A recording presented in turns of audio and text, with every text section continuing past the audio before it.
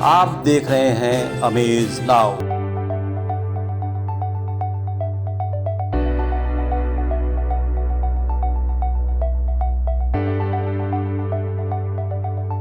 दो 2023 में एक अध्ययन में पाया गया कि भारत में 14% लोग मानसिक रोगों से ग्रस्त हैं और अगले 20 वर्षों में यह संख्या दोगुनी हो सकती है। आंकड़े दर्शाते हैं कि मानसिक स्वास्थ्य समस्याएं न सिर्फ राष्ट्रीय स्तर पर बल्कि वैश्विक स्तर पर भी व्यापक हैं।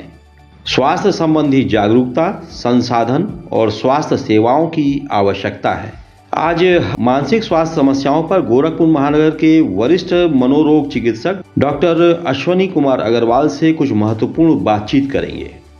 आइए मिलते हैं डॉक्टर अश्वनी अग्रवाल से। आज का मौजूदा दौर डिजिटल युग है, क्या मानसिक समस्याओं को बढ़ाने वाला है? मानते हैं, क्योंकि स्क्रीन टाइम जो है, जितने देर मोबाइल देख रहे हैं लोग, है ना, ये बहुत परेशानी का सबब है।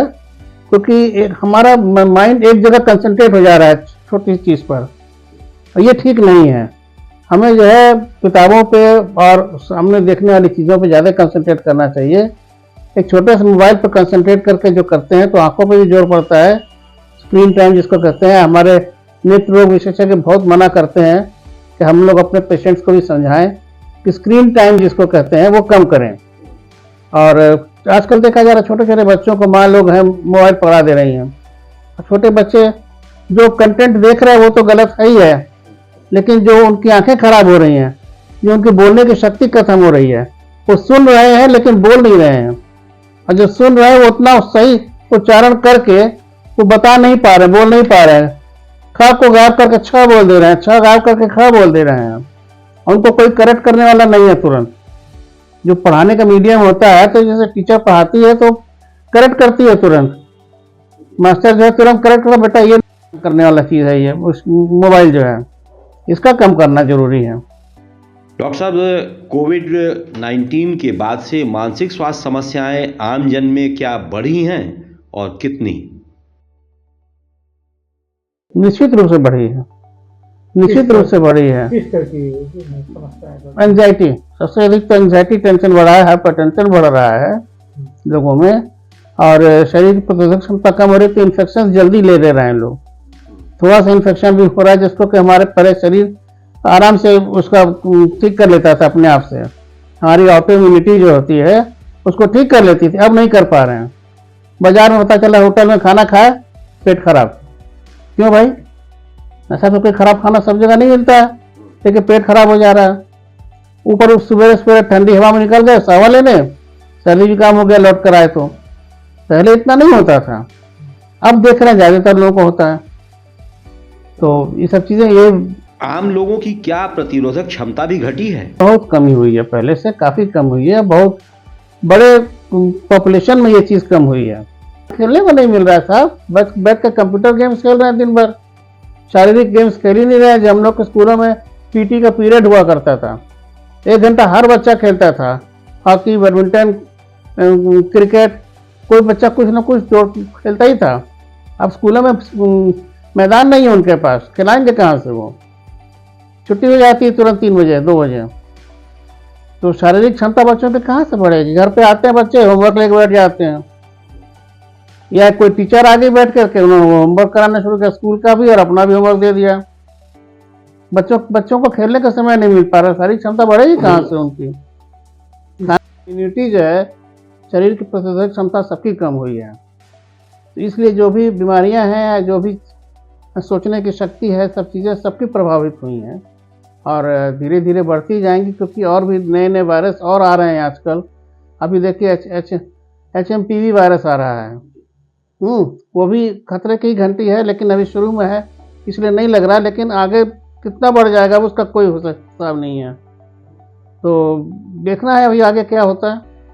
डॉक्टर साहब, सर्दियों के मौसम में हाइपरटेंशन के मरीजों की संख्या बढ़ जाती है, ऐसा क्यों? एक तो आपको ठंडी हवा से बचना है, और क्योंकि इस मौसम में ठंड में हमारी रक्त वाहिनियाँ सिकुड़ जाती हैं थोड़ी सी, तो जो ब्लड है तो उतना ही 5 लीटर जो है शरीर में, तो प्रेशर उसका बढ़ जाता है। तो जो नॉर्मोटेंसिव थे, जिनका मतलब नॉर्मल टेंशन था, वो थोड़ा सा 10-20 mm बढ़ जाता है। इसको ख्याल रखना पड़ेगा। ब्लड प्रेशर अपना देखें, नापें, डॉक्टर को दिखलवा लें। और आजकल तो छोटी छोटी मशीनें आ गई, 1000-1200 रुपये में घर पर रख करके आप ब्लड प्रेशर आप खुद नाप सकते हैं। यह काम जरूरी है देखना करना। ब्लड प्रेशर को नियंत्रित रखना जरूरी है, और उसके लिए कोई बहुत ज़्यादा वो कुछ नहीं करना है ना। क्या मतलब दिनचर्या में भी कोई बदलाव, कोई भोजन? हाँ, एक तो आप जैसे भोजन में आप नमक कम खाइए, आजकल विशेष रूप से नमक कम कर देना चाहिए। कुछ व्यायाम नियमित रूप से घर में होना चाहिए, हल्का ही फुल्का सही व्यायाम जरूरी है। भोजन में फाइबर वाला फूड यानी रेशे वाला फूड, साग है, पालक के मतलब कई तरह के साग आते हैं, साग का प्रयोग ज़्यादा कि आजकल मिलता भी खूब है। हरी सब्जियां हैं, इनको खूब खाना चाहिए।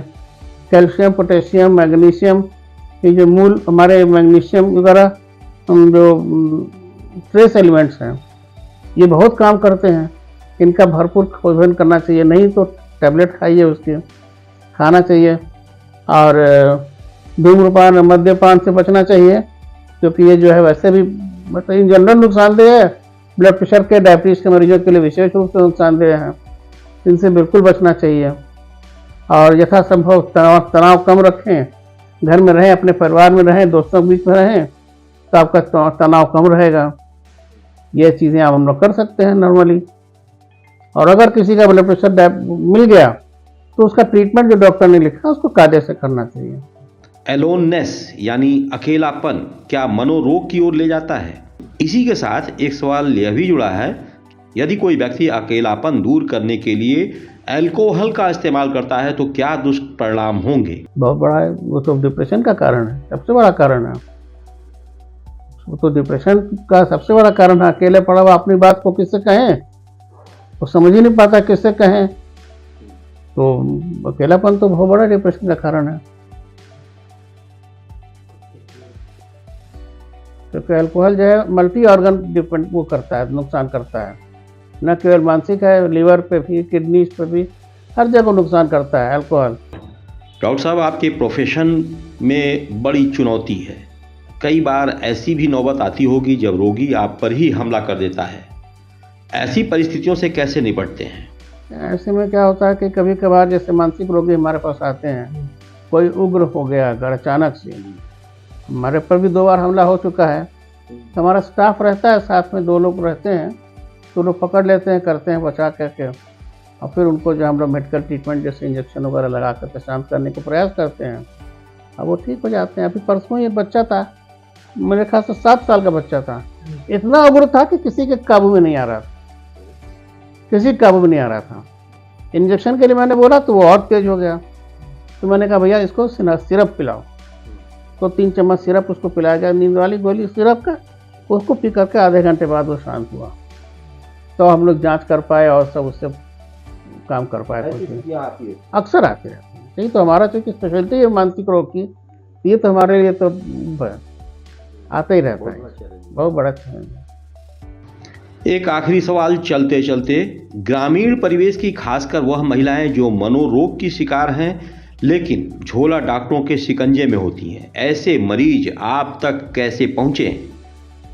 ये लोग हर तरह के रोगी होते हैं, जो कि डिप्रेशन वाले रोगी होते ही हैं, जो मैनिएकल वाले होते हैं, खासतौर से जो बहुत उछल कूद मचाते हैं, उनको तो ओझा सोखा लोग ही पटकते हैं, पहले झाड़ू मारेंगे, आँख धुनी जलाएंगे, करते हैं, खराब कर देते हैं। और उसको है ना, वो डर जाती है महिला।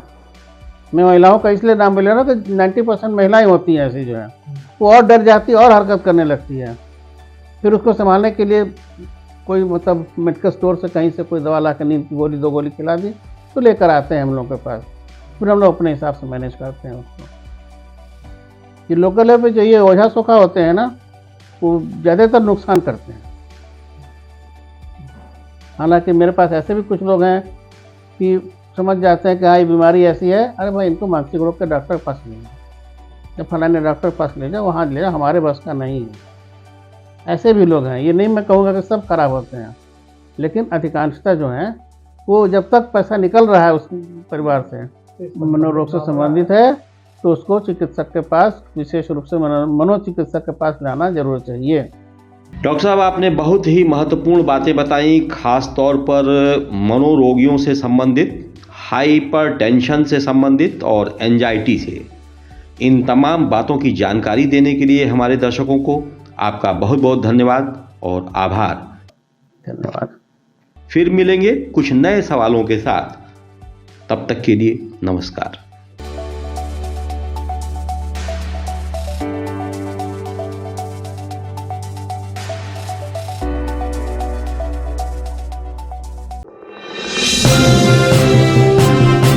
आप देख रहे हैं अमेज नाउ।